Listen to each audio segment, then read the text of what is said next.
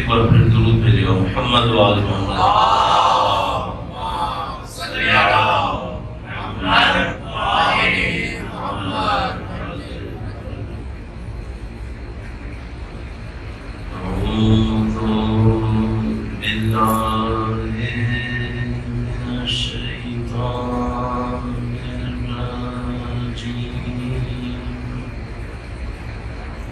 بسم الله الرحمن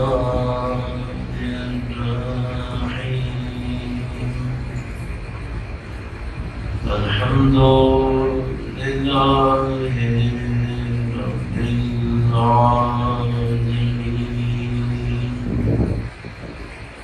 والصلاة والسلام على سيد الأنبياء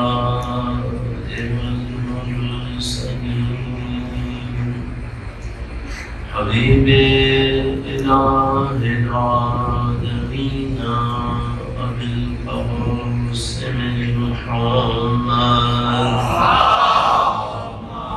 صلی علی محمد وآل محمد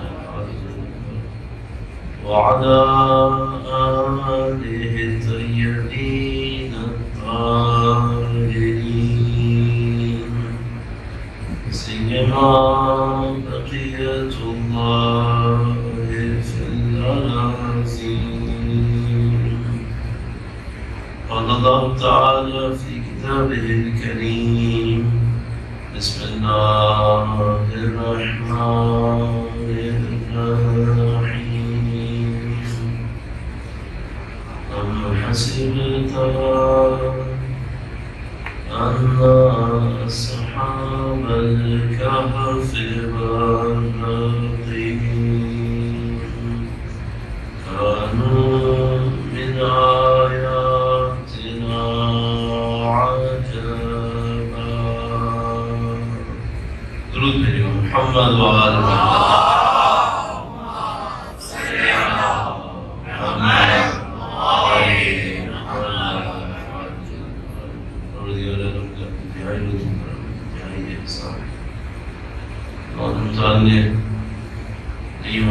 کتنی غلطیوں کوتاہیوں لغزشوں کو نظر انداز کیا اور اس کے باوجود ہمیں سید الشہداء کی محبت نصیب فرمائی، سید الشہداء کی عزاداری نصیب فرمائی، سید الشہداء کی اس ہزار فرشادہ میں بیٹھنا نصیب کیا۔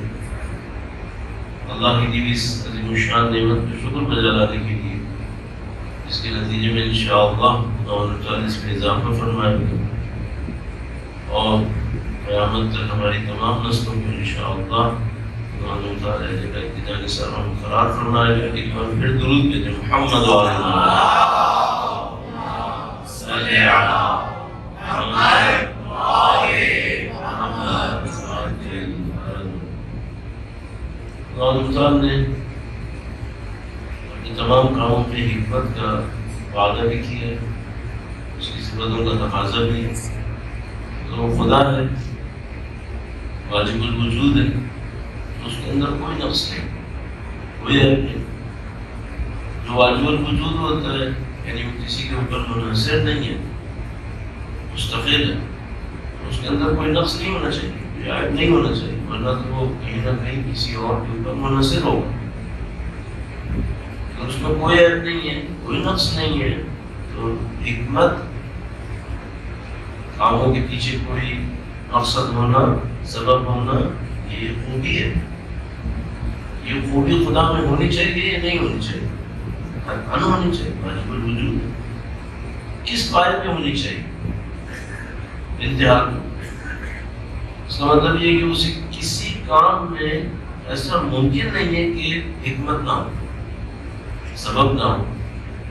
یہ بنیادی ترین اس کو ہم لوگ کہتے ہیں کہ ہمارے عقائد کی ABC ہے کہ اگر آپ مثال کے طور پر کوئی بھی عقائد کا ٹیکسٹ پڑھیں گے تو اس میں شروع یہاں سے ہوگا کہ وہ ثابت کریں گے کہ خدا ہے یا نہیں ہے۔ عقل کے ذریعے اگر ثابت کرنا ہے تو بہترین راستہ واجب الوجود کے ذریعے سے، جو معمولاً کتابوں میں ہوتا ہے۔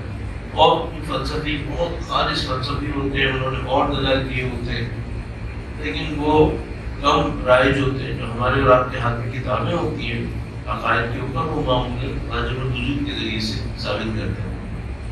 تو جب واجب الوجود کے ذریعے ثابت کرتے ہیں تو ہر کمال، ہر خوبی خدا و تعالیٰ کے اندر ہونی چاہیے اور انتہا کے اوپر ہونی چاہیے۔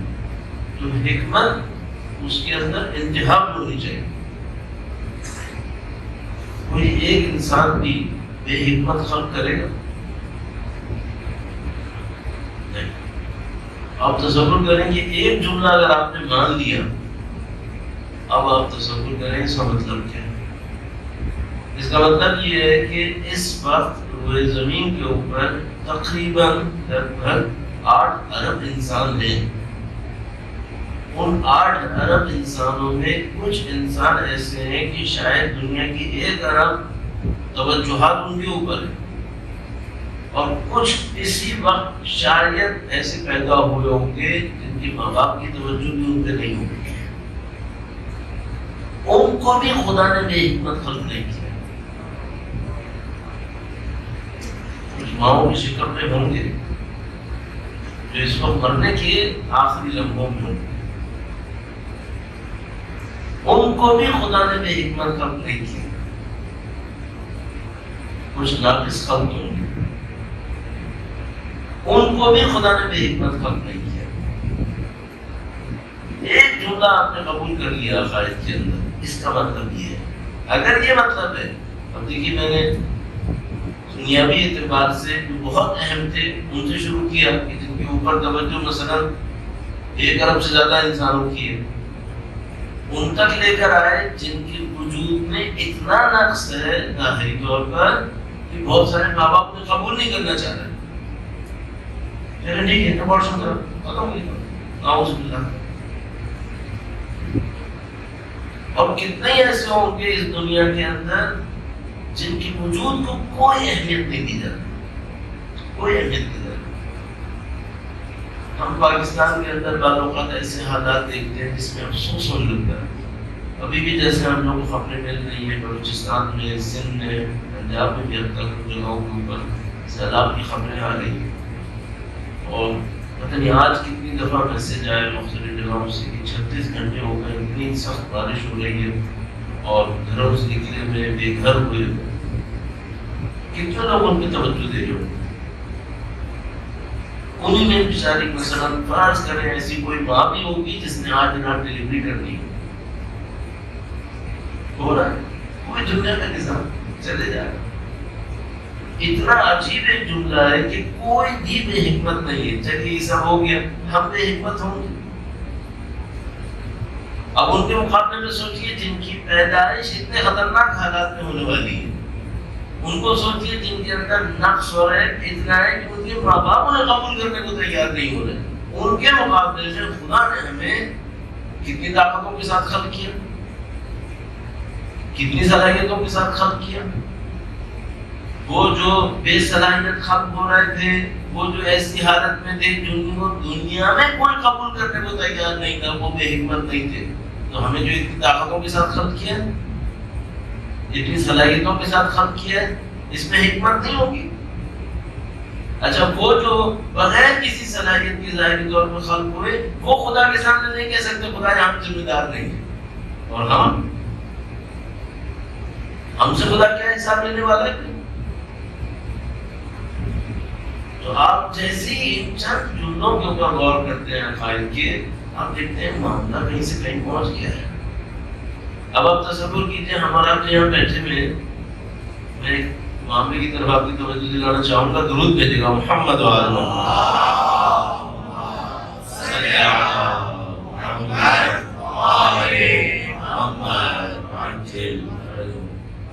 ذہن بار بار سیلاب زدگان کی طرف جا رہا ہے۔ اللہ سے دعا کرتے ہیں خدایا جتنے بھی لوگ اس مشکل میں مبتلا ہیں، حق ہے اہل بیت اللہ، ان کی مشکلات میں آسانیاں نصیب فرما، ان کو اپنے غیب سے مدد نصیب فرما۔ پاک پروردگار اس کے اندر جو بچے ہیں، عورتیں ہیں، جو کمزور افراد ہیں، جو خاص کر اس مشکل میں مبتلا ہو رہے ہوں گے، پاک پروردگار ان کو اپنی غیب سے طاقت و صلاحیتیں نصیب فرما، ہمیں اپنی ذمہ داریوں کو انجام دینے کی سعادت نصیب فرما۔ درود بھیجے گا محمد و آل محمد۔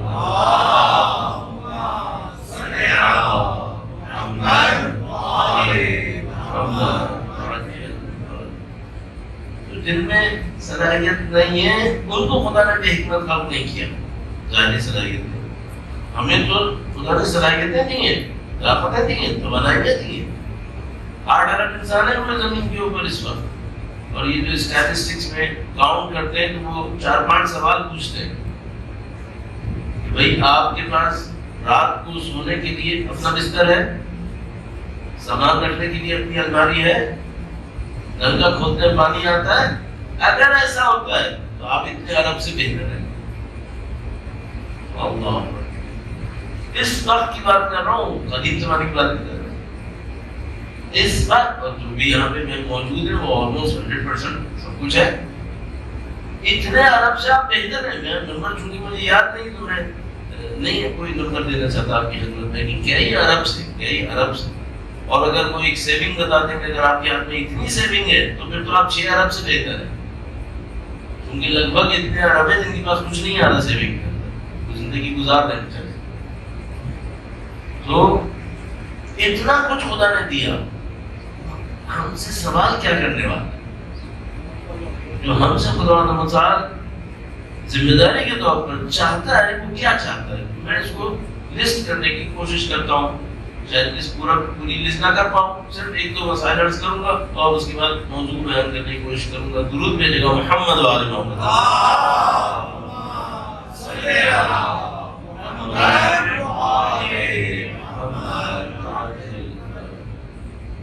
ایک جملے میں بات کریں، خدا ہم سے شعور چاہتا ہے. اچھا، آپ ممکن ہے مجھ سے کہیں کہ بھائی مولانا آپ نے یہ کیوں نہیں کہا کہ ہم سے نماز چاہتا ہے، ہم سے عبادتیں چاہتا ہے؟ یہ کیوں نہیں کہا؟ وہ میں نے اس لیے عرض کیا کہ جب ہم قرآن کریم کی اس آیت کریمہ تک پہنچتے ہیں وَمَا خَلَقْتُ الْجِنَّ وَالْإِنسَ إِلَّا لِيَعْبُدُونَ، تو 3 سطح پہ ترجمہ ہمارے آنکھوں کے سامنے موجود ہے اس وقت.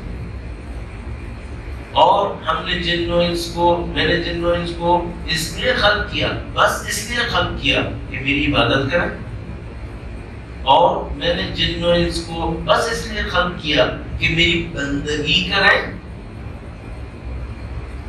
اور روایت میں فرمایا اور میں نے جن و انس کو بس اس لیے خلق کیا کہ معرفت حاصل کریں. لیعبدون اے لیعرفون، معرفت حاصل کریں، شعور حاصل کریں، آگاہی حاصل کریں. اچھا، اب وہ عبادت، بندگی اور تیسرا لیول شعور. تو سوال یہ ہے کہ وہ عبادت کا لفظ کیوں نہیں کافی تھا؟ میں آپ سے سوال پوچھتا ہوں، اگر ایک آدمی صرف ظاہری طور پہ عبادتیں کرتا رہے، یہ آپ کے خیال میں آئیڈیل ہے؟ نہیں. اچھا، دوسرے لیول میں ایک آدمی بندگی کر رہا ہے، معرفت نہیں ہے اس کے اندر، یہ کافی آئیڈیل ہے؟ نہیں. تیسرے لیول میں بات آئی، معرفت ہونی چاہیے اس کے پاس. اس کو امام نے فرمایا عبادت کرے، بندگی کرے، معرفت کے ساتھ کرے. اب میں اپنے ذہن میں سوچتا ہوں کہ بھائی یہ تو اپنی میں معرفت کو تھوڑا سا اگر میں ایکسپلور کرنے کی کوشش کروں، بھائی معرفت کو کیا کہوں؟ بعض اوقات الفاظ اتنے رائج ہوتے ہیں کہ ہر سننے والا، بولنے والا یہ سمجھ رہا ہوتا ہے معنی واضح ہے، مطلب بالکل کلیئر ہے. تھوڑا سا اس کو کریدتے ہیں، دیکھتے ہیں کلیئر نہیں. میں بہت دفعہ مثال عرض کرتا ہوں قربتاً الی اللہ، کہ بھائی قربتاً الی اللہ، اللہ سے نزدیک ہونا، بات بالکل واضح ہے، اللہ سے نزدیک ہونا، دور کے مقابلے میں نزدیک ہونا. جب تھوڑا سا ہم اس کو ایکسپلور کرتے ہیں کہ آپ اللہ سے نزدیک کس پہ ہوں گے؟ ڈسٹینس میں تو نزدیک نہیں ہونا ہے. آپ کہیں گے روحانیت میں نزدیک ہوں گے، تو پھر ہم پوچھتے ہیں روحانیت میں آپ خدا سے نزدیک کیسے ہوں گے؟ تو جب میں دل سے پکاروں تو میں خدا تک پہنچ جاؤں. کون سی چیز اس بات کی گواہی دے گی کہ آپ نزدیک ہوئے؟ نہیں. میں کئی دفعہ عرض کر چکا ہوں اس بات کو. تو باٹم لائن میں جا کے میں اس نتیجے پر پہنچتا ہوں جو سیکھے ہیں ہم لوگوں نے مختلف جگہوں سے، وہ یہ ہے کہ بھائی یہ معاملہ صفتوں کا کہ اگر آپ کے اور میرے اندر خدائی صفتیں آ گئی ہیں تو ہم خدا سے قریب ہوئے، اور وہ نہیں آئی ہیں تو پھر قریب نہیں ہوئے۔ اچھا اب میں آپ سے پوچھتا ہوں، یہ تو میں نے جو بعض اوقات کہیں آدھے گھنٹے کہا ہوگا اس کو سمرائز کر کے 1 منٹ میں کہہ دیا، لیکن کیا ہر آدمی کے لیے قربت اللہ اتنا کلیئر ہے کہ قربت اللہ کا مطلب کیا ہے؟ خدا شاہد ہے اگر کلیئر ہوتا تو ہمارے معاشرے کی یہ حالت بھی، کیونکہ جتنے بھی مسلمان ہیں بالآخر عبادتیں تو قربت اللہ ہی کر رہے ہیں نا۔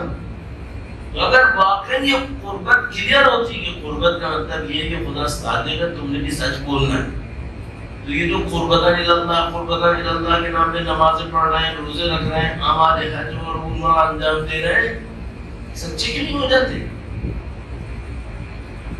یعنی زبان سے کہہ رہے ہیں کہ ہمیں قربت چاہیے، عمل سے خود عمدن انکار کر رہے ہیں کہ نہیں چاہیے۔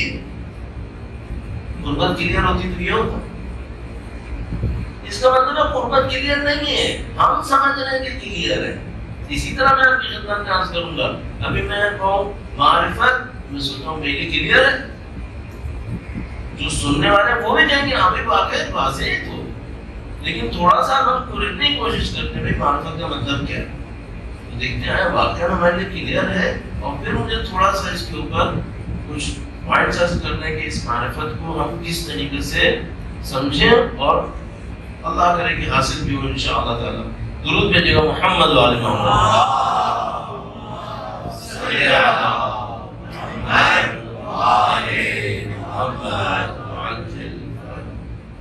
یہاں پہ اب سوال پہ سوال آئے جا رہا ہے ذہن میں، معرفت کس چیز کی،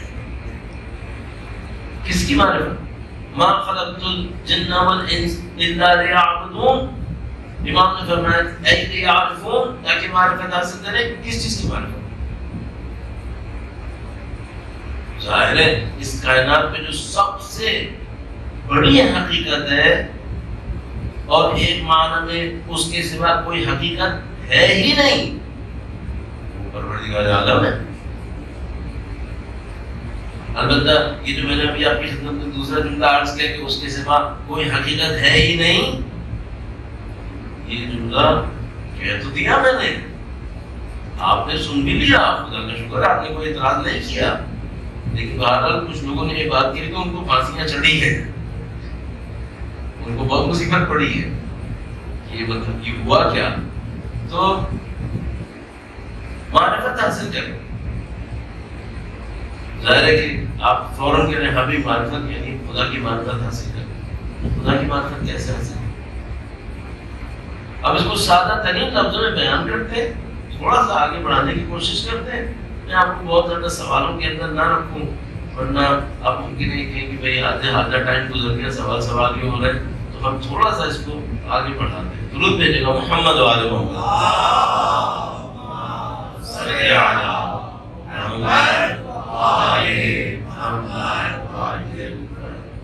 ہم لوگ جب دینی طالب علم بنتے ہیں تو ہمیں سب سے پہلے جو درس دیے جاتے ہیں وہ عربی گرامر کے ہوتے ہیں، سب سے پہلے جو چیز شروع ہوتی ہے وہ عربی گرامر کی صحیح۔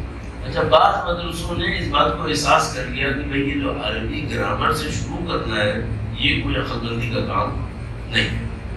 اچھا وہ جو بھی جان جاتے ہیں ان کو سب سے پہلے فارسی سکھائی جاتی ہے، ورنہ ظاہر ہے وہ تو پھر آگے نہیں بڑھ پائیں گی، باتوں سے میڈیم جو لینگویج ہے وہ فارسی ہے، ان کو بینیفٹ یہ مل جاتا ہے کہ ابھی اس سے پہلے کہ وہ عربی گرامر شروع کریں اور فارسی شروع کر دیتے ہیں، تو وہ فارسی پڑھنا شروع کرتے ہیں تو ایک آدھ کتاب اس کے علاوہ بھی ان کے لیے رکھ دی جاتی ہے۔ اچھا کچھ مدرسوں کے اندر وہ یہ کہتے ہیں کہ بھائی یہ تو ٹھیک ہے کہ ہم مثال کے طور پر لینگویج ہماری ریکوائرمنٹ ہے، ہم ان کو زبان سکھائیں، کوئی بھی زبان ممکن ہے عربی، ممکن ہے فارسی، اور جو ایرانی مذہب پہلے یہ فارسی سیکھے ہیں وہ کیا سیکھیں، تو وہ کہتے ہیں ٹھیک ہے کوئی بھی مسئلہ ہو، زبان کا مسئلہ نہیں ہے، عربی زبان سے شروع کرنا، گرامر سے شروع کرنا، اس سے پہلے ایک اور کام کرنا چاہیے، عقائد پہ تھوڑا کام کرنا چاہیے۔ تھوڑا عقائد سکھانے چاہیے. کیوں عقائد سکھانے چاہیے؟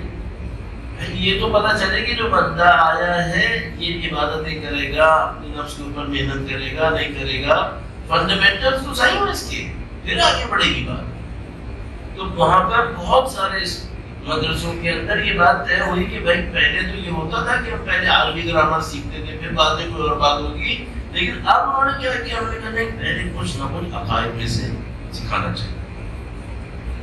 اچھا اب الحمدللہ رب العالمین ہمارے معاشرے کے اندر بھی عقائد کی کچھ نہ کچھ کتابیں ترجمہ ہو گئی، تعریف کر دی گئی، تو کچھ نہ کچھ چیزیں عقائد کے حوالے سے ہمارے معاشرے کے اندر بھی موجود ہیں. میں آپ سے ایک سوال پوچھتا ہوں، یہ جو معرفت ہے یہ حاصل کرنا صرف علماء کی ذمہ داری ہے؟ نہیں، سب کی ذمہ داری ہے. تو آپ نے وہ معرفت کیسے حاصل کی ہے؟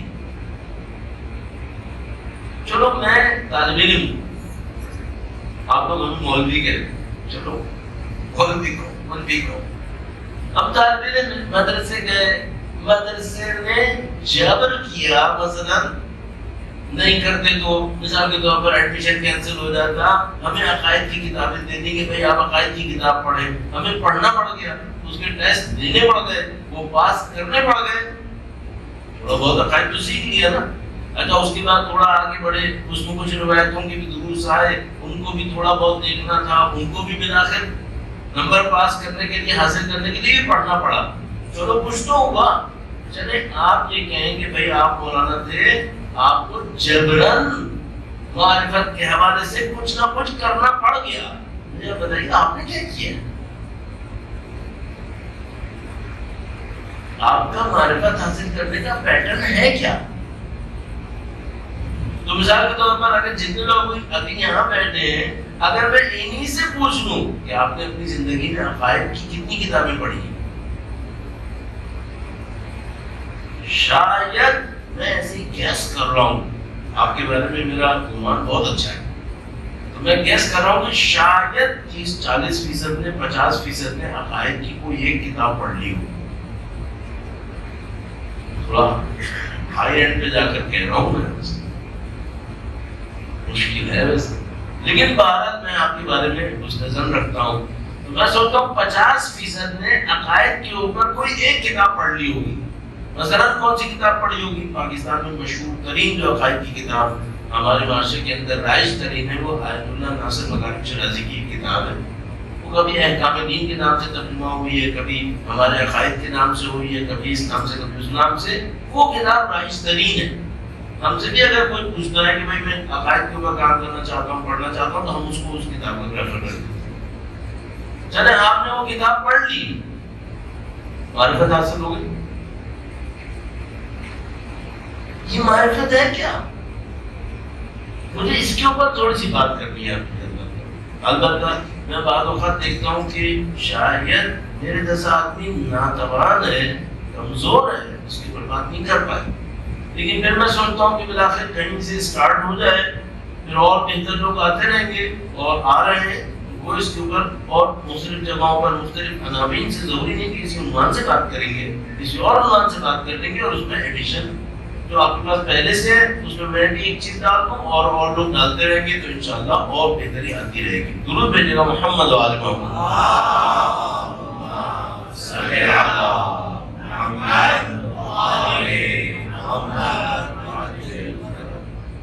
معرفت حاصل کرنے کا پیٹرن کیا ہے؟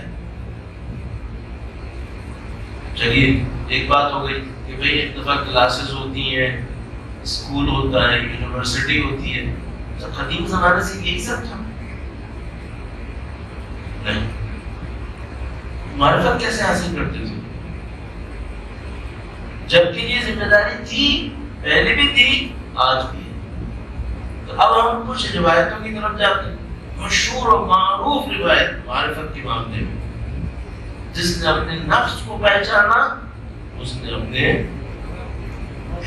آپ کو بھی الحمدللہ رٹی ہوئی، جس نے اپنے نفس کو پہچانا اس نے اپنے رب کو پہچانا. تو اس روایت سے بھی صاف نظر آ رہا ہے کہ اصل معاملہ رب کی معرفت ہے. یہ تو کنفرم ہے. وہ رب کی معرفت کا جو راستہ اس روایت نے بیان کیا ہے وہ نفس کو پہچاننا ہے. نفس کو پہچاننا کہ آپ جب نفس کو پہچانیں گے آپ رب کی پہچان تک آ جائیں گے, معرفت تک آ جائیں گے. ٹھیک ہے, نفس کی پہچان کا پیٹرن کیا ہے؟ پھر دماغ میں ایک سوال آ رہا ہے, میں اس کو بھی ذرا سا جلدی سے عرض کرتا ہوں. درود بھیجے گا محمد و آل محمد. صلی علی محمد و آل محمد. جان پہچاننے اور معرفت میں کوئی فرق ہے؟ جان پہچان مثلا آپ لوگ جو یہاں تشریف فرما ہے, میں کئی سال سے یہاں حاضر ہو رہا ہوں, تو بہت سارے لوگوں کے چہرے مجھے میرے لیے آشنا ہے. ہاں جب یہاں سے چلا جاتا ہوں وہ تصویریں ذہن سے نکل جاتی ہیں. جب دوبارہ آتا ہوں تو کچھ چہروں کو آئیڈینٹیفائی کر لیتا ہوں کہ ہاں یہ پچھلے سالوں میں بھی نظر آئے تھے. صحیح ہے, اتنی جان پہچان میری بن گئی ہے. یہ معرفت کے لیے کافی ہے. آیا یہ معرفت ہے؟ نہیں, یہ معرفت, یہ تو جان پہچان کی بھی بہت ہی ہلکی کوئی قسم ہے, بہت ہی ہلکی قسم ہے. اس کا مطلب کیا ہے؟ اس کا مطلب یہ کہ ہر جان پہچان معرفت نہیں کرتی. تو میں اپنے آپ سے ایک سوال پوچھتا ہوں, میری اللہ سے جان پہچان ہے یا معرفت ہے؟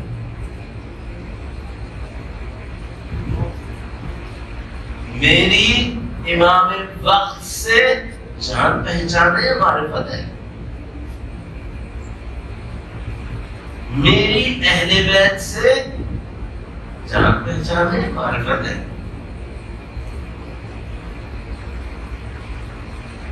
اگر میرا یہ گمان اچھا ہو کہ 40-50% نے عقائد پر کوئی ایک کتاب پڑھی ہوگی, اب آپ مجھے بتائیے معرفت کے بارے میں کتنا حسن ظن دکھاؤں؟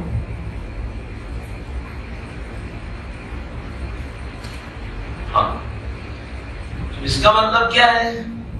اگر آپ نے سارے اسٹیجز مانے تھے کہ خلقت انسان معرفت کے لیے ہے, معرفت رب سب سے اہم ہے, اور معرفت صرف جان پہچان نہیں ہے, اس کا مطلب کیا ہے؟ اس کا مطلب ہے کہ معرفت کے معاملے میں کہانی بہت پیچھے ہے.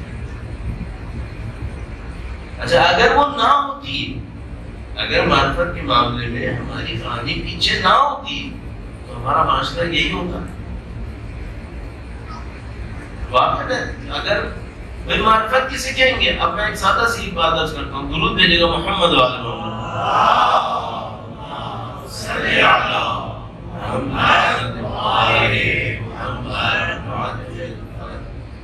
کبھی ایسا ہوتا ہے میرے سامنے کوئی شخص آتا ہے, سامنے جا کے گزر جاتا ہے, دوبارہ آتا ہے, لیکن پہچانا نہیں. میں دوبارہ اس کو دیکھتا ہوں, کہتا ہوں کچھ دیکھا دیکھا لگ تو رہا ہے, یاد نہیں آ رہا. تو کہتا ہے کہ آپ کو یاد ہے آپ فلاں جگہ گئے تھے, مثلا یہ ہوا تھا وہ ہوا تھا, کچھ یاد آیا آپ؟ ہاں مجھے کچھ یاد آ رہا ہے. آپ کہتے تیرے نام کیا ہے؟ میرا نام تو یاد نہیں آ رہا. یہ ہوتا ہے نہیں ہوتا ہے؟ اچھا, کسی ماں کے ساتھ اس کے بچے کے معاملے میں یہ ہوگا. ہاں, اس کا مطلب ہے نہیں, ماں کے معاملے میں یہ کہانی نہیں آتی ہے. اچھا, مثلا کوئی مجھ سے کہے کہ بھائی آپ کے, مجھ سے تو نہیں کہے گا, کسی سے جس کے پاس کئی پراپرٹیز ہوں, اس سے پوچھے کہ بھائی آپ کے پاس کتنی پراپرٹیز ہیں, تو وہ گنے گا کہ اتنی ہے. اس کے بعد وہ کہے گا ہاں ایک یاد آ رہی ہے وہ بھی تھی. صحیح ہے. اچھا, ماں سے پوچھو کتنے بچے ہیں, کاؤنٹ کرے گی؟ نہیں, کبھی بھی نہیں. کیوں؟ حافظے سے کیوں نہیں نکلتا؟ کاؤنٹ وہ کرے جس کو حافظے سے نکلتا ہو, اس کے حافظے سے نکلتا ہی نہیں ہے. اس کا مطلب کیا ہے؟ اگر کسی کے اندر ماں کے برابر معرفت ہو, اس کے حافظے میں اس معاملے میں غفلت کا کوئی امکان ہے ہی نہیں, ہے ہی نہیں. کوئی ماں 4 نہیں، آج کل کی نسلوں کے ہم وہ 3-4 بچوں کو بہت سمجھ رہے ہیں، 12 بچے ہوتے تھے پہلے، کوئی ماں بھولتی تھی کتنے.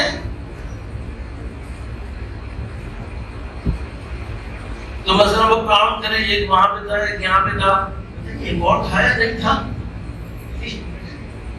ماؤں کے معاملے میں ایسا نہیں ہوتا، شاید باپ کے معاملے میں وہ چاہے. اچھا کیوں نہیں ہوتا؟ اس کے دماغ سے غائب ہوتا ہی نہیں ہے. اب میں آپ سے ایک بات پوچھتا ہوں، خدا کی معرفت ہے ہمارے اندر؟ ہمیں تو بار بار یاد دلانا پڑتا ہے اللہ ہے. اگر معرفت ہوتی تو ہم امام وقت سے غافل ہوتے کبھی؟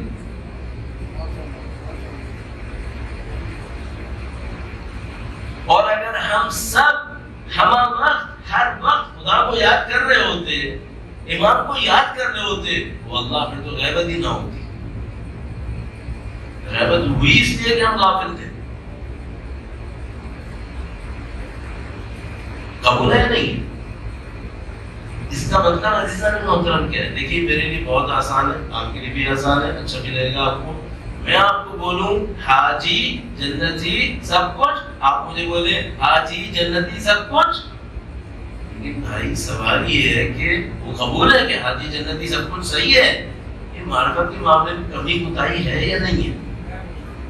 یہ ہے، ماننا پڑے گا. میرے اندر ہے، میں آپ کو اس لیے عرض کر رہا ہوں لیکن میں اپنے لیے کہوں کہ یہ مسئلہ ہے ہمارے ساتھ.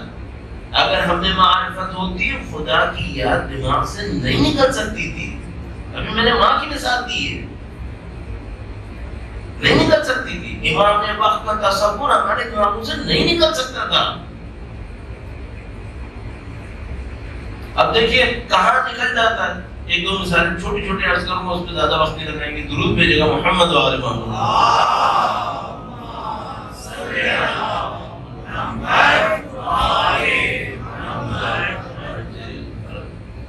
بڑی عجیب ایک روایت ہے ہمارے پاس.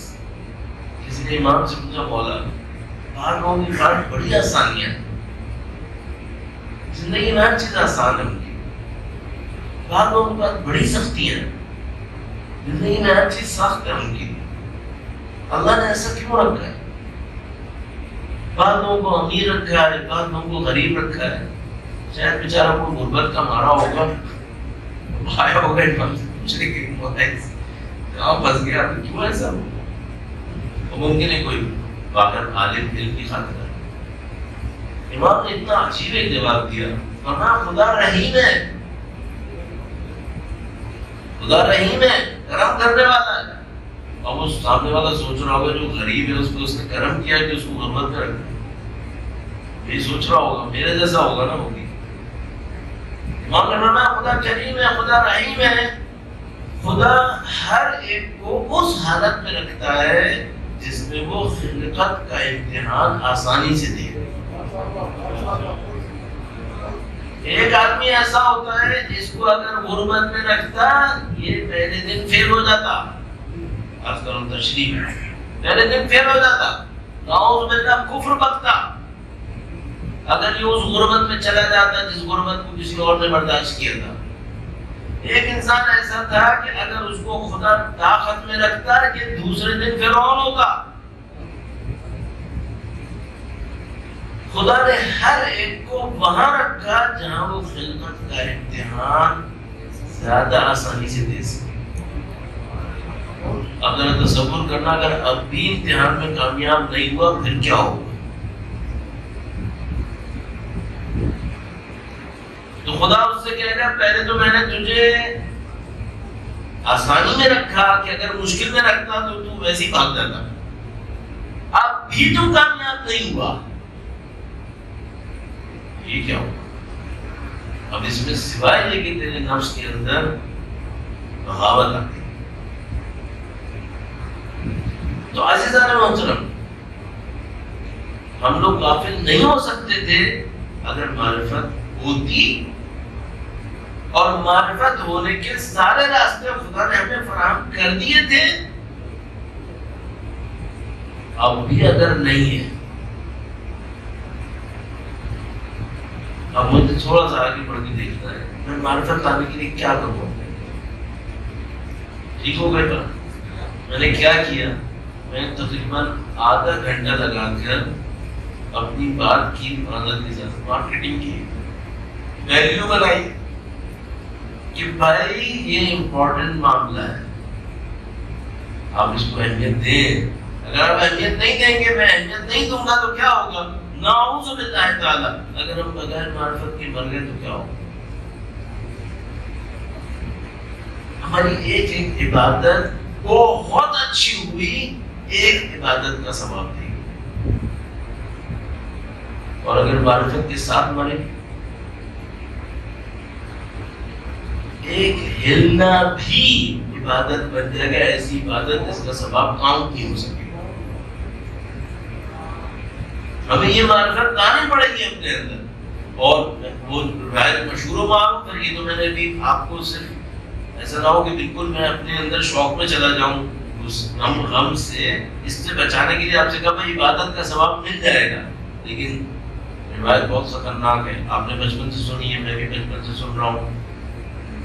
من مات ولم يعرف امام زمانه مات میتة جاہلیہ. البتہ ممکن ہے کوئی یہ کہے کہ میں مولانا اتنا سخت نہیں کریں, یہاں پہ معرفت کا مطلب صرف جان پہچان, تو شاید بچانے کی خاطر کہ وہ جاہلیت کی موت سے بچاؤ کسی طریقے سے, تو اس کا مطلب یہ ہوگا.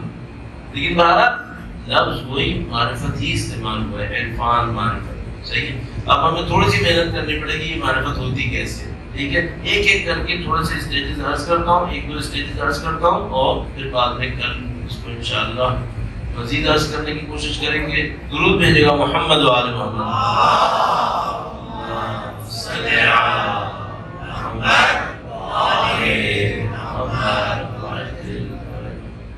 میں ایک سوال اپنے آپ سے کرتا ہوں. ابھی ہم نے یہ سوچا کہ شاید جو لوگ یہاں پہ تشریف فرما ہیں, انہوں نے عقائد کے اوپر 50% نے ایک کتاب پڑھی ہوگی. اچھا, ہم فرض کر لیتے ہیں کہ 100% نے عقائد پر 5 کتابیں پڑھ لی ہوں گی. 5 کتابیں پڑھ لینا معرفت حاصل کرنے کے لیے کافی ہو گیا ہوگا. آپ میں سے کچھ لوگوں نے سر ہلا کے کہا کہ نہیں ہوگا. کیوں آپ نے سر ہلایا؟ کیوں؟ کیونکہ آپ کے ذہن میں یہ ہے کہ بہت سارے لوگوں نے 5 نہیں 50 پڑھی ہے, تب بھی معرفت نہیں ملی. اگر صرف کتابیں پڑھنے سے معرفت مل رہی ہوتی تو بڑے بڑے دشمن کے جو ہماری کتابیں پڑھتے ہیں ان کو معرفت نہ مل چکی ہوتی.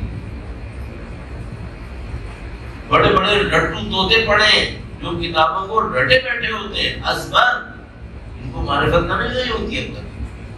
سب سے بڑی بات ہے بھائی, وہ کتاب تو چھوڑو, معذرت کے ساتھ بھائی قرآن ازبر کیے بیٹھے تھے اور سید الشہداء پہ شمشیر چلا دیتے. ہوا ہے تاریخ میں؟ نہیں ہوا. اس کا مطلب ہے کتاب ازبر کرنا کافی نہیں ہے. پڑھنا سے آگے کی بات ہو گئی نا. پڑھنا تو ایک دفعہ ہوتا ہے جس نے حفظ کیا ہے, اور عام کتاب نہیں, قرآن کریم. تو آپ مثلا فرض کر لیجیے کہ میں جناب عالی 5 کتابیں عقائد کی اٹھاتا ہوں, 5 کو تھورلی پڑھ لیتا ہوں, کہیں پہ جا کے اس کا امتحان بھی دے آتا ہوں. اور جناب عالی مثال کے طور پر جیسے آج کل ہوتا ہے شارٹ کورسز ہوتے ہیں, تو مثلا فرض کر لیں ہم نے کہا کہ ہمیں لوگوں میں معرفت کو بڑھانا ہے, تو ہم نے عقائد کا ایک شارٹ کورس آفر کیا. اس شارٹ کورس کے اندر 5 کتابیں عقائد کی رکھی, سب لوگوں کو 5 کتابیں پڑھا دی اور ان سے پیپر بھی لے لیے اور سب کو A گریڈ میں پاس کر لیا محنت کروا کے. کیا ہم اس نتیجے پر پہنچ جائیں گے کہ جن لوگوں نے ہم سے A گریڈ لے لیا ہے ان کو معرفت مل گئی ہے؟ آپ نے بہت بڑا کام کر لیا, کر لینا چاہیے. ویسے یہ کام ہمیں کر لینا چاہیے. کاش ہم یہ کر لیتے کہ ہم لوگوں کو ورک شاپس کرواتے, مثلا 1 دن کا ورک شاپ سیٹرڈے سنڈے جس میں عقائد کے اوپر صرف بات ہو, توحید پہ سے. 2 دن کا ورک شاپ صرف نبوت کے اوپر. 5 ہفتے میں مثال کے طور پر اس نے اصول عقائد کے اوپر اتنے 10 دن کے ورک شاپ کر لیا، کچھ تو پتہ چل جاتا اس کو. لیکن اور یہ بہت ضروری ہے، اگر کوئی کر رہا ہے تو یہ نہ سمجھے کہ میں یہ کہہ رہا ہوں کہ نہیں یہ نہیں کرنا چاہیے تھا، یا یہ کام اتنا اہم نہیں. بہت اہم کام، بہت اہم کام کر لینا چاہیے. لیکن میں آپ سے ایک سوال پوچھ رہا تھا، یہ انشور کر لے گا کہ معرفت مل جائے گی؟ پڑھنا یہ تو ہوگا کہ ایک زمینہ بن جائے گا، گراؤنڈ بن جائے گا، لیکن ابھی بھی معرفت ملی ہوگی یا نہیں ملی ہوگی یہ میں گارنٹی سے نہیں کہہ سکتا، گارنٹی سے نہیں کہہ سکتا. اب میں آپ کو اپنی ایک مصنوعی فضیلت بتاتا ہوں، اپنے لڈو طوطے ہونے کی کہانی سناتا ہوں. ہمارے یہاں جو عقائد کی کتابیں پڑھائی جاتی ہیں ان میں سے ایک کتاب تھی تجرید الاعتقاد، تجرید العقائد، تجرید الاعتقاد میں اپنے دماغ سے نکلا، خواجہ نصیر الدین طوسی کی. میں ایک زمانے میں کورسز کر رہا تھا، دینی تعلیم بھی پڑھتا تھا، ایک اور انسٹیٹیوٹ میں کورس بھی کرتا تھا. بڑا ٹائٹ شیڈول ہوا تھا جناب، کوئی موقع نہیں مل کے دے رہا تھا کہ میں کوئی اور کام بھی کروں. اس دوران میں مجھے پتا چلا کہ بھائی تجرید کا پیپر آنے والا ہے، تجرید کا پیپر آنے والا ہے. اب میں بڑا پریشان ہوا کہ بھائی کیا ہوگا، تو وہ میں اس پہ کام نہیں کر سکا. اچھا عقائد کے بارے میں نے مختلف جگہ پڑھا ہوا تھا. تجرید اچھی کتابوں میں سے سمجھی جاتی ہے، مضبوط کتابوں میں سے سمجھی جاتی ہے، سادہ کتاب نہیں ہے. اور لکھنے والے مثال کے طور پر خواجہ نصیر الدین طوسی، خواجہ نصیر الدین طوسی کا بڑا مقام ہے، بہت بڑا مقام ہے، پتہ نہیں کون کون سے علوم کے ماہر. تو جس دن پیپر تھا وہ اتفاق ایسا ہوا کہ وہ ویکینڈ بھی تھا، مثلا شب جمعہ تھی اور جمعے کے بعد ہفتے کو شاید پیپر تھا، ایسا کچھ تھا. تو ہمارے مدرسے میں ایک کیسٹ لائبریری ہوتی تھی. کیسٹ اس زمانے میں کیسٹس ہوتی تھی، آپ کو یاد ہوگا. وہ پرانی چیز یاد دلانے کے لوگ کہتے ہیں انا للہ و انا الیہ راجعون. اب وہ کیسٹ کس کو یاد آئے؟ تو وہ تو ہم جیسے بڈھوں کو یاد ہے کہ بھائی وہ کیسٹ ہوتی تھی. تو وہ کیسٹ لائبریری ایک ہوتی تھی. تو میں اس کے پاس گیا، وہ بند کر رہا تھا. میں اس کے پاس گیا، میں نے کہا تجرید کے کیسٹس ہیں آپ کے پاس؟ کہا ہے. کتنے لیکچر ہیں؟ کہنے لگا مطلب 20 ہے یا 22 ہے. میں نے کہا دیکھو اب جمعرات ہے، ویسے اس میں ایک رول تھا کہ آپ 1-2 سے زیادہ کیسٹ نہیں لے سکتے اکٹھے. میں نے اچھا وہ مدرسے کے اندر ہی تھی، وہ مجھے جانتا تھا کہ میں کافی عرصے سے وہیں رہا. میں نے اس سے کہا دیکھو آج جمعرات ہے، تم تو بند ہی کر رہے ہو، جمعے کو بند رہے گی، ہفتے کی صبح میں کیسٹیں لا کے دے دوں گا، ساری مجھے دے دوں. پہلے تو بیچارہ پریشان ہوا کہ اس نے اگر کوئی گڑبڑ کر دی تو کیا ہوگا اور یہ اور وہ. اس نے کہا کرو گی کیا؟ میں نے کہا ہفتے کو پھر اب پیپر ہے. تو اس نے مجھے دیکھا کہ تم کیا سمجھ رہے ہو، تم یہ تجرید کا پیپر ایک رات میں یہ کیسٹیں سن کے دے دو گے؟ کہ 20 کیسٹیں، 20 کیسٹ کا مطلب ہے 20 گھنٹے ہیں. تمہارے پاس پریکٹیکلی سونے کو ہٹا کر، کھانے پینے کو ہٹا کر تم سارا کام نہیں کرو. یہ کیسٹیں سن لو، بہت بڑی بات ہے. کب تم سمجھو گے، کب تم یاد کرو گے؟ میں نے کہا بندہ خدا میں پھنس گیا ہوں، مجھے دے دو. کچھ مجھے آتا ہے، کچھ میں اس سے سیکھوں گا، میرا کام چل جائے گا تو مجھے دو. ٹھیک بھائی لے جاؤ، کوئی بات نہیں. میں لے آیا کیسٹس. معذرت چاہتا ہوں، میں آپ کی تھکاوٹ، اپنی تھکاوٹ دور کرنے کے لیے سنا رہا ہوں. یہ کام یہ جو آرڈر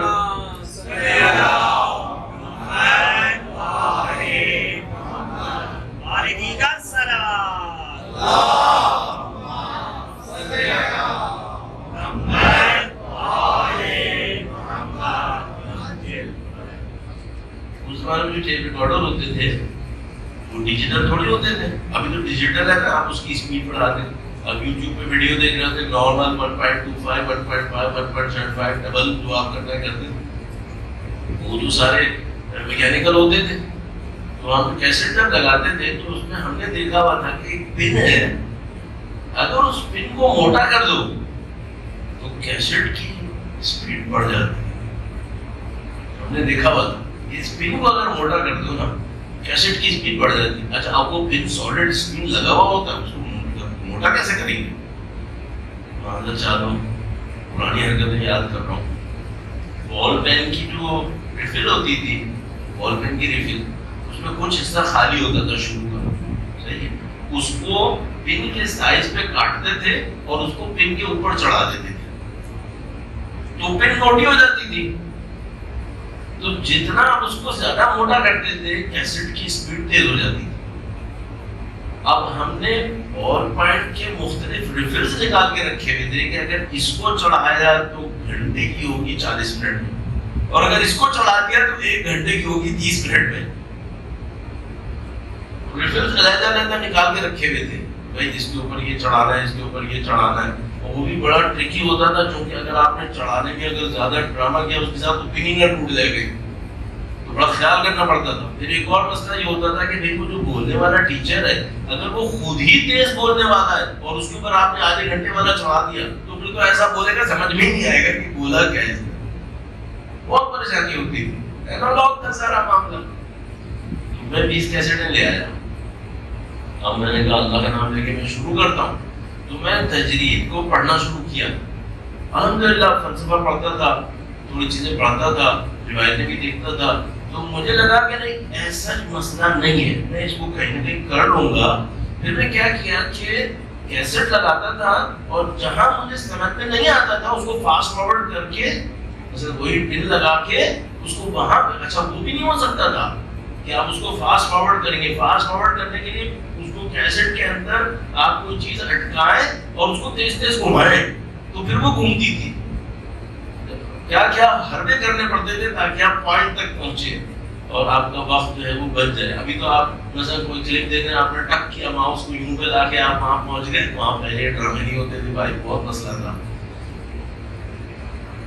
قصہ مختصر میں نے سارے ڈرامے کر لیے. وہ بندہ خدا جو لائبریرین تھا وہ بھی میرے پیچھے پڑ گیا کہ میں دیکھوں اس کو نمبر کتنے ملے. مولانا کا کرم یہ ہوا کہ مجھے 20 میں سے 20 مل گئے.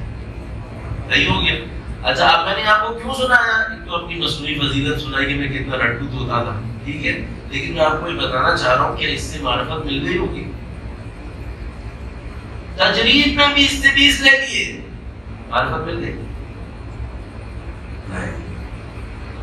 معرفت کچھ اور ہے.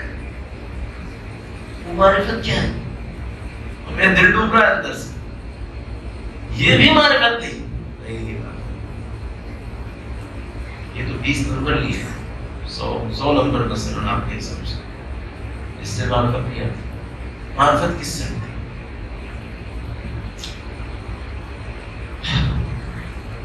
معرفت آتی ہے کوئی میدان کربلا میں کھڑا ہو, اللہ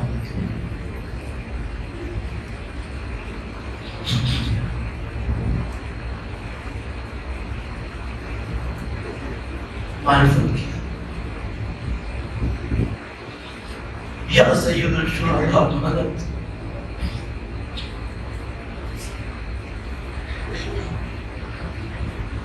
معرفت یہ ہے کوئی میدان کربلا میں کھڑا ہو, اس کو پتا ہو میرے بچے شہید ہو چکے ہیں, میرے اعمال و انصار شہید ہو چکے ہیں,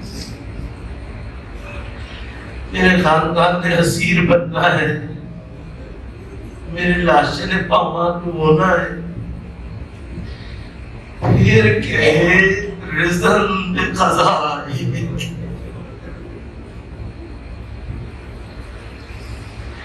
معرفت کیا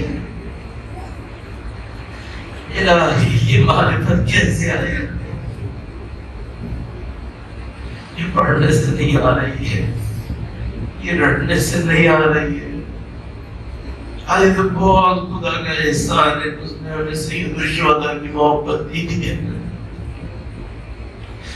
سید الشہداء خدا متعال کے خزانوں کو تقسیم کرنے میں اتنا بڑا دسترخوان, اتنا بڑا دسترخوان کہ جس کو جو چاہے نصیب کر دے. آپ کو خدا نے بتاتے سید الشہداء کی محبت سے نوازا بھائی. سید الشہداء کا ذکر ہوتا ہے آپ کی آنکھوں میں آنسو آ جاتے ہیں. کاش میں اور آپ ان آنسوؤں کی حالت میں امام سے کہ مولا معرفت, میں مولا کو کس کا واسطہ لے کر معرفت مانگوں؟ میں بے بس ہوں مولا, میں پڑھنے سے نہیں لے پا رہا معرفت. کس کا واسطہ تمہارے؟ تو آپ کی طرف سے کھڑے ہو کر کہوں گا اے امام آپ کو آپ کے ششماہے کا واسطہ، آپ کو معصوم کا واسطہ جس کو آپ اپنی قربانیوں کی عصمت کی مہر بنا کر لائے۔ علامہ ذیشان الجوادی صاحب نے اتنا عجیب جملہ کہا ہے، میں نے بھی آپ کی خدمت میں عرض کیا، انہوں نے کہا سید الشہداء آخری مجاہد مولا علی اصغر کو لے کر آئے جو کہ معصوم ہے، ششماہ ہے۔ تو انہوں نے کہا یہ بالکل ایسا ہی ہے جیسے انسان کوئی خط لکھ لیتا ہے تو آخر میں اپنی مہر لگاتا ہے، کہتا ہے یہ خط میرا ہے۔ سید الشہداء نے پاکیزہ ترین قربانیاں دینے کے بعد خون علی اصغر کی مہر لگا دی کہ خدایا دیکھ پاکیزہ قربانیاں گئی، پاکیزہ قربانیاں گئی۔ مولا علی اصغر کے مصائب پر دعا ضرور ہوئیں گے، آپ دل کے اندر معرفت کی دعا کریں گے۔ مولا علی اصغر کے مصائب میں کون سے حصے کو بیان کروں آپ کی خدمت میں معمولاً اس حصے کو اپنے لیے سمجھتا ہوں، اہمیت دیتا ہوں۔ مجھے کہ مثلاً ماں کی گود میں جب بچہ ہوتا ہے تو ماں کو بہت اچھی طرح پتا ہوتا ہے میرا بچہ کیا مانگ رہا ہے۔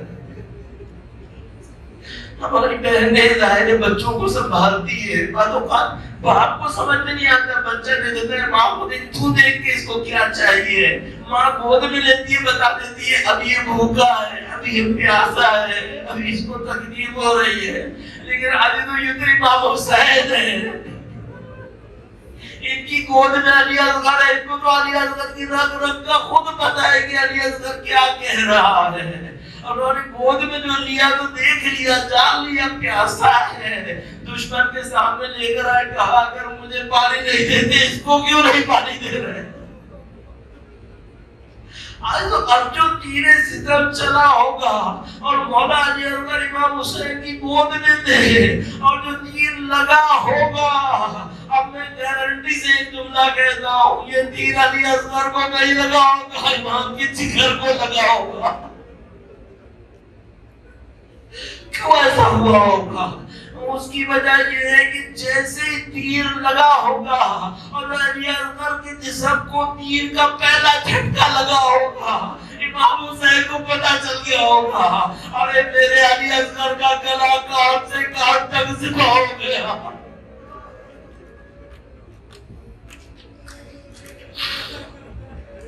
عزیزوں، پیاسا ہونا ایک بات ہوتی ہے، پیاسا ہونا ایک بات ہوتی ہے، بہت لمبی مدت پیاسا ہونا ایک اور بات ہوتی ہے۔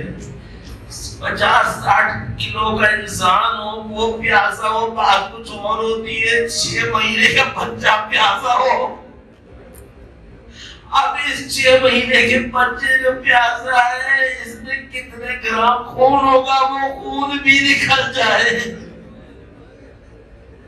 اب یہ جو بچہ تڑپا ہوگا تو اس کی مثال پڑھنے والے جو دیتے ہیں وہ کہتے ہیں اگر تمہیں یہ دیکھنا نا علی اصغر کیسا تڑپا ہوگا تو دیکھو جب مچھلی پانی سے نکل کے گرتی ہے تو کیسے تڑپتی ہے۔ میں نے بھی دیکھا ہے کبھی کبھی مچھلی جب آخر میں ختم ہونے لگتی ہے تو صرف ہوئے کھلاتی ہے۔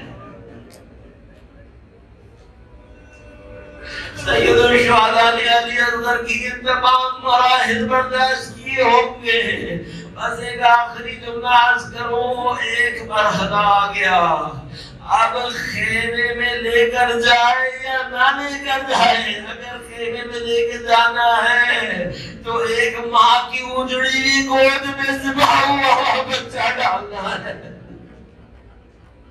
اب 2 راستے ہیں، یا ماں کی گود میں ذبح ہوا بچہ رہے یا ایک گرم مٹی پر سوکھا ہوا لاچا جائے۔ سید الشہداء نے گرم مٹی کو ترجیح دی، ذوالفقار سے قبر بنائی۔ اب آخری جملہ، کبھی آپ نے اپنا کوئی عزیز دفنایا ہوگا، اس کے اوپر مٹی ڈالنا کیسا لگتا ہے؟ لاشا سوکھا گرم مٹی اور گرم مٹی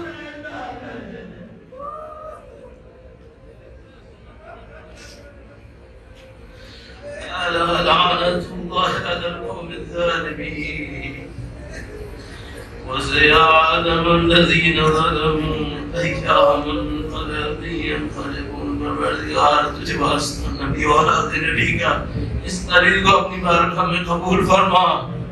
اے پاک پروردگار ہماری حقائق کے بارے میں معرفت میں اضافہ فرما. خدا اس دنیا میں ایمان کے ساتھ زندگی، ایمان پہ موت نصیب فرما.